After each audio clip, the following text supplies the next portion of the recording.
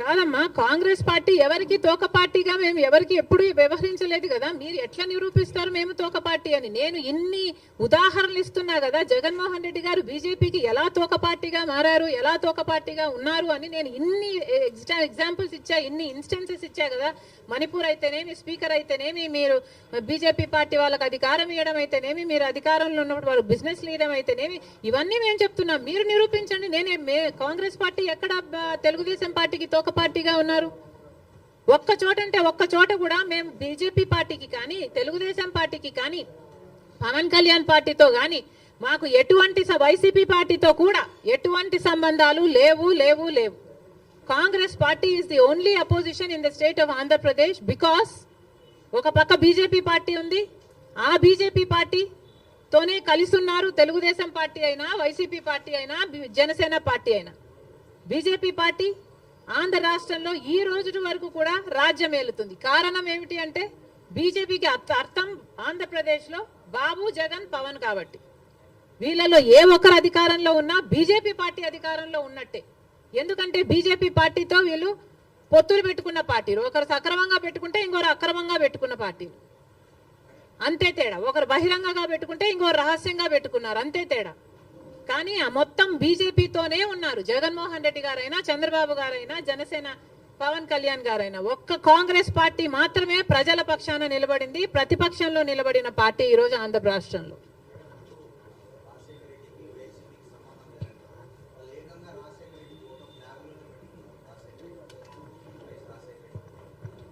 రాజశేఖర రెడ్డి గారి ఫోటోను ఇక్కడ అక్కడ పెట్టుకుంటే సరిపోతాయా?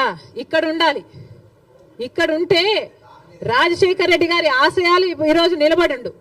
ఇక్కడ లేదు కాబట్టే రాజశేఖర రెడ్డి గారి జలయజ్ఞాన్ని గాల్లోకి వదిలేశారు, రాజశేఖర రెడ్డి గారి ఫీజు రీయింబర్స్మెంట్ గాల్లోకి వదిలేశారు. ఇక్కడ లేదు కాబట్టే రాజశేఖర రెడ్డి గారి ఆరోగ్యశ్రీకి కూడా బాకీలు పెట్టారు. రాజశేఖర రెడ్డి గారు అంతగా చెప్పుకుంటున్నారు కదా. మరి రాజశేఖర రెడ్డి గారి వర్ధంతి మొన్న జరిగిందయ్యా, 75వ వర్ధంతి. ఏం చేశారో చెప్పండి. 75వ జయంతి మొన్న జరిగింది. 75వ జయంతి రాజశేఖర రెడ్డి గారు ఎంత గొప్పగా చేసి ఉండాలి.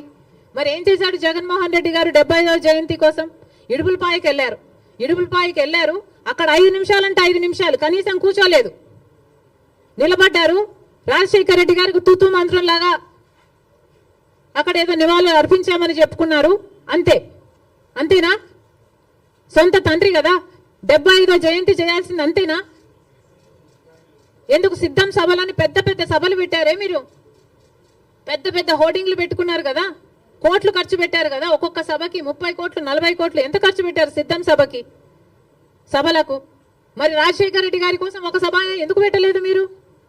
75వ జయంతి కోసం కనీసం ఒక సభ పెట్టడం కాదు కదా, కనీసం వైసీపీ నాయకులు కార్యకర్తలైనా కలిసి నివాళులు అర్పించారా? ఏం చేశారు మీరు? ఇలాగైనా రాజశేఖర రెడ్డి గారి జయంతి జరుపుకోవాల్సింది. 75వ జయంతి కదా, స్పెషల్ కాదా? మీకేం అనిపించలేదా? మా నాయకుడు కాబట్టే, మా తండ్రి కాబట్టే, మా కాంగ్రెస్ పార్టీ ఓన్ చేసుకుంది కాబట్టి రాజశేఖర రెడ్డి గారి కోసం మేము అంత పెద్ద సభ పెట్టడం జరిగింది. దానికి పెద్ద పెద్ద నాయకులు, ముఖ్యమంత్రులతో సహా, పక్క రాష్ట్రంలో ఉన్న వాళ్ళతో సహా, మంత్రులతో సహా రప్పించడం జరిగింది. సోనియా గాంధీ గారు అయితేనేమి, రాహుల్ గాంధీ గారు అయితేనేమి, రాజశేఖర రెడ్డి గారి కోసం అంత గొప్ప గొప్ప మెసేజ్లు ఇప్పించడం జరిగింది. ఇవన్నీ మేం చేశాం. మీరేం చేశారండి? మీరా రాజశేఖర రెడ్డి గారి వారసులు?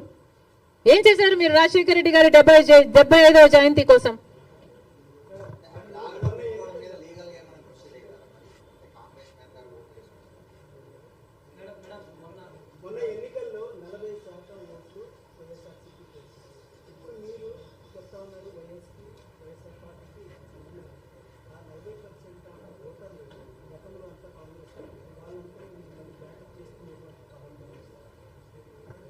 తప్పకుండా చేస్తాం, ఎందుకు చేయకూడదు? ఏ 39% వైసీపీకి ఓట్లేసిన వాళ్ళు ఉన్నారో వాళ్ళందరూ చంద్రబాబు గారు ముఖ్యమంత్రి కాకూడదు అని ఓట్లేసిన వాళ్ళు. అంటే గత ఎన్నికలు మొత్తము చంద్రబాబు ముఖ్యమంత్రిగా కావాలా, లేకపోతే చంద్రబాబు గారు ముఖ్యమంత్రిగా వద్దా అన్న లైన్ మీద జరిగింది. ముఖ్యమంత్రిగా చంద్రబాబు గారు వద్దు అనుకున్న వాళ్ళు మొత్తం వైసీపీకి వేశారు. ఎందుకంటే కాంగ్రెస్కి ఆ ఛాన్స్ లేకపోయింది కాబట్టి, కాంగ్రెస్ వాజ్ టూ వీక్ కాబట్టి. కాబట్టి ముఖ్యమంత్రి స్థాయిలో చంద్రబాబు వద్దు అన్న వాళ్ళు జగన్మోహన్ రెడ్డి గారికి వేశారు తప్పితే జగన్మోహన్ రెడ్డి గారు ఫ్యాన్స్ ఏం కాదు వాళ్ళంతా కాంగ్రెస్ పార్టీ నుంచి అక్కడికి పోయిన వాళ్ళే. వాళ్ళంతా మా వాళ్ళండి. మా వాళ్ళని మళ్ళీ మేము ఓన్ చేసుకోవడంలో తప్పేముంది? ముమ్మాటికి ట్రై చేస్తాం. That 39% is actually belongs to the Congress. మా ఓటు బ్యాంక్ అది. చూపిస్తాం అది కూడా 2029 కల్లా.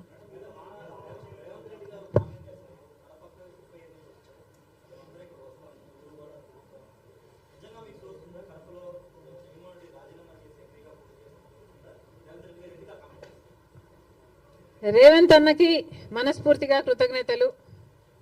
పెద్ద మనసు ఉంది కాబట్టే అంత పెద్ద మాట చెప్పగలిగారు. We are all honoured. నేనే కాదు, ఆంధ్ర రాష్ట్ర కాంగ్రెస్ పార్టీ అంతా కూడా రుణపడి ఉంది. జరిగినప్పుడు చూద్దాం.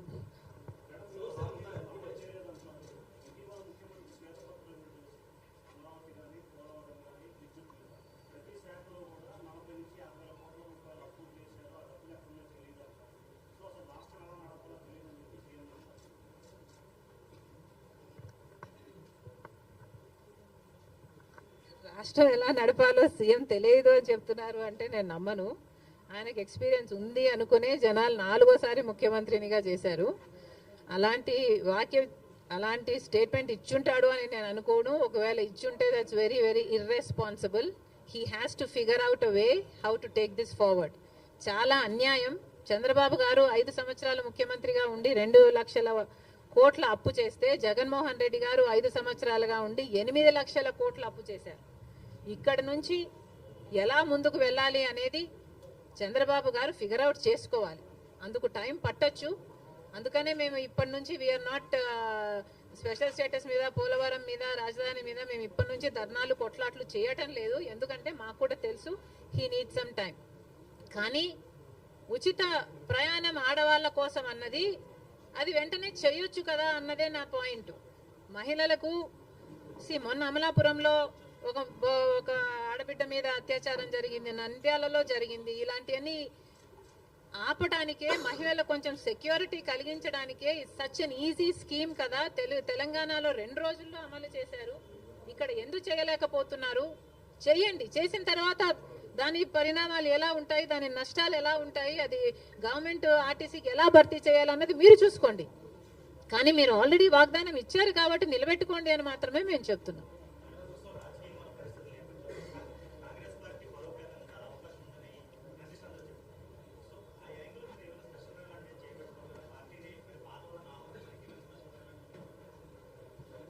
కాంగ్రెస్ పార్టీని బలపరచాలి.